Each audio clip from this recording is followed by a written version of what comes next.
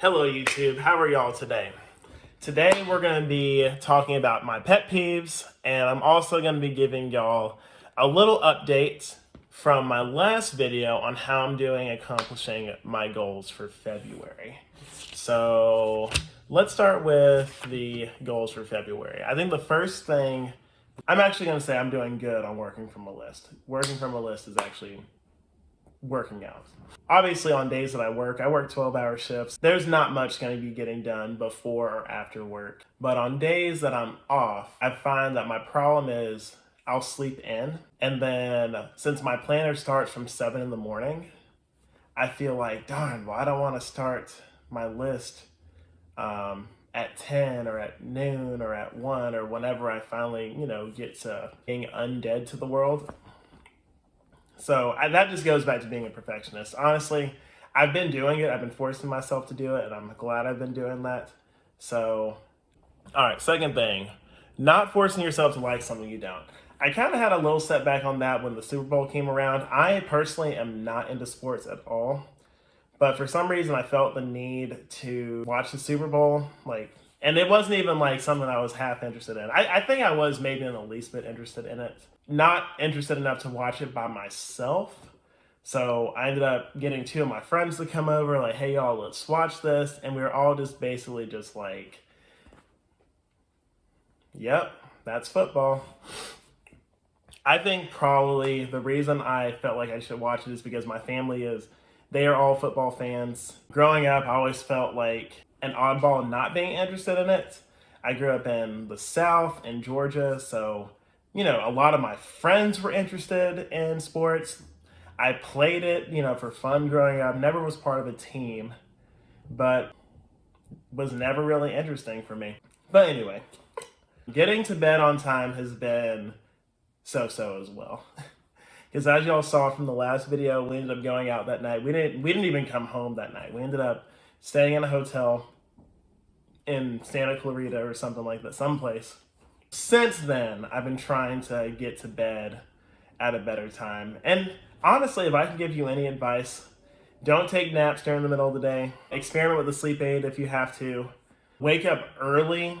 And as far as sleep aids go, I recommend maybe half of a Benadryl, or if you take a children's Benadryl, like the liquid, I think it's whatever 12.5 milligrams is. If you take more than that, you're probably going to wake up groggy, and that defeats the purpose of going to bed on time and the sleep aid. And if you use melatonin, they make melatonins in 1s, 3s, 5s, and 10 milligrams.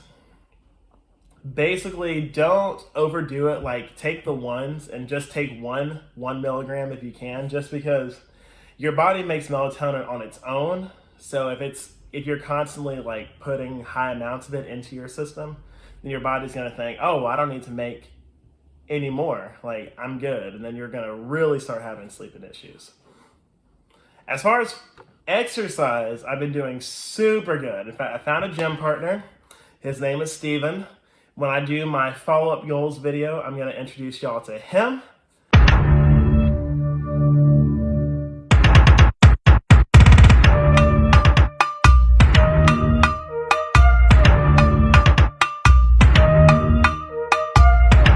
Pushing myself has been pretty good. One of the things that I struggle with is reading. I guess it's my attention span. So I have been pushing myself to read this book. It's called The Subtle Art of Not Giving an F. Got 2 chapters down in the last 2 weeks that I've been reading it. And I only have 2 chapters left because like I said, I started this book over a year ago, and I had read half of it up until this point. So we're going to finally finish it. Then we're going to move on to something else. Alrighty, let's get to the meat of this video. Pet peeves. Number 1, and I'm not even going to elaborate on this one just because it is just rude. Responding slow to a text. The reason that bothers me so much is because most people look at their phone every 15 minutes. So if you're going to respond at all, just respond. Or I would much rather, I saw a meme the other day. It said, I would much rather someone text me, hey, I'm busy, I'll get back to you, then hours and hours of no response. I try to take my own advice. Like, I had a friend that texted me on Monday asking me if I was still coming to go visit, because I was planning on going to Reno, where I used to live, to visit some friends. So I explained to her immediately, because the answer to that question actually was complicated, and I kind of wanted to like give myself time to think of how I wanted to respond. But then I decided, well, no, let me just respond now. And I basically told her that, long story short, I was trying to sell my car on the same visit I went to Reno in, to a friend that I had that lives out in Reno. But I don't have the car's title because I never got it when I paid off the car. Plus, I still need to register the car at all, which I may not have to if I sell it, because then they can just register it.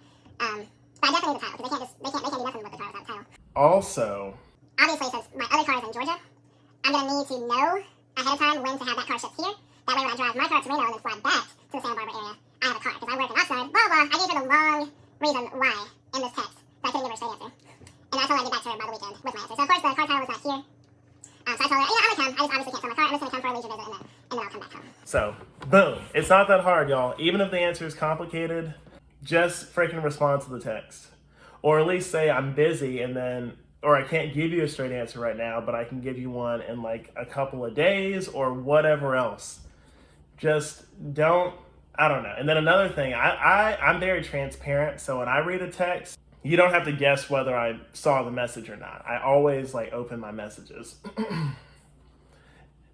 But some people, they'll either not open the message and they can say, oh, I didn't see it. I had some friend pull that crap on me. Oh, I swear I didn't see you, see your message. I'm just like, well, I'm like, you haven't even opened my message and it's under like 4 other people's messages. Like, not even that I was trying to like stalk him on his phone. I was just like, hey, did you get my text? And then basically that friend will be like, oh no, I didn't get it. And then like, yet he's been texting other people around the message that I sent him. Anyway, moving on from that. The second thing that bothers me is when someone asks me, hey, can I ask you a question? Hey, can I ask you a favor? Especially when it's on text. Like, just lead with the question. Just lead with that. Because then I have to respond, yes. Then you ask the question, and then I have to say no, because I'm honestly so jaded, like, from people asking me for favors. The answer is probably just going to be no. All right, last thing that bothers me, this really is probably the biggest thing that pisses me off. I cannot stand it. Tell me if this has ever happened to you. Have you ever been hanging out with someone and then all of a sudden they leave? Like, just with no warning. I'm going to give you 2 examples. First of all, I had some friends over one day. We had just gone out to eat, went to another bar for some drinks, came back to my house, and we were watching a movie. And then one of my friends went out to their car because they went out to the front gate of my apartment because they had ordered some food. But as soon as he got back, he was just like, I gotta go. And I was just like, we're still in the middle of Mean Girls. Like, I thought you just went to go get your food. What's going on? Either way, I kind of felt like that was rude. Maybe I'm just sensitive. Maybe, because honestly, like, if you really have somewhere to be, like, you don't have to necessarily, like, explain to me anything. You don't owe me any kind of explanation. However, I did feel some type of way that he just kind of left without warning. So then I try to take my own advice. So one day, I was at a friend's house, my gym buddy's house. Like, we had worked out, went to his house, he made dinner, we were watching YouTube. Around like maybe 30 minutes till when I wanted to leave so I could get in bed, get showered, go to sleep, blah, blah, blah. I said, hey, I'm gonna leave in such and such time. Just to give him some kind of warning, just so it's not like, all right, bye. Because that is rude. Like, I'm not even gonna ask you if that's rude. Like, that is rude. If someone just up and like leave you all of a sudden, then they do not respect you. Like, this dude like made me dinner. This dude, he was entertaining me. Like, let me show him some respect by not just up and leaving all of a sudden. Let me say, hey, like, in a little bit I have to go, but like I'm here for this right now. Like, I'm enjoying your company. Because to leave all of a sudden kind of implies that you're either not comfortable, not having a good time, or you're having an emergency. And he did not. You don't have to explain that you're having an emergency, but it would have been nice to be said, oh my God, my roommate's locked out of his apartment. I have to go. I had a great time. That's another thing. He didn't say he had a great time. It kind of gave me the vibe that he wasn't having a good time. He wasn't comfortable and that he just wanted to leave. So I felt like that was rude. Anyway. Oh well, moving on. So, upcoming videos, I'm going to do another home tour. As you can see, I've hung this picture frame. I just don't have any pictures in there. The apartment is really coming together. And then also I'm going to do a follow-up goals tour. And I'm probably going to introduce you to my gym partner, Steven, at that point.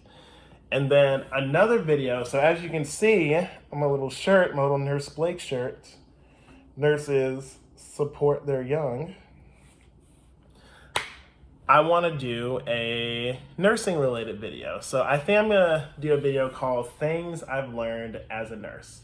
Then maybe I'll do a second video after that one called Things I've Learned as a Travel Nurse specifically. So more to come on that. Stay tuned. And don't forget to level up.